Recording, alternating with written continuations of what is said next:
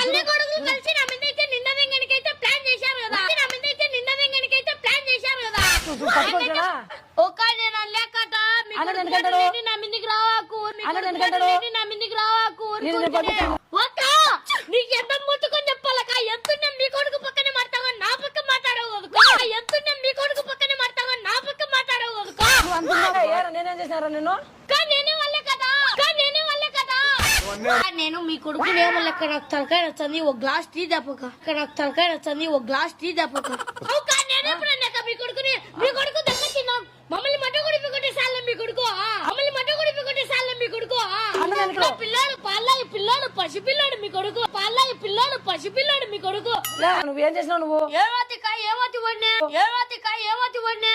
నేను కొట్టానా? నేను నటన చేయకురా.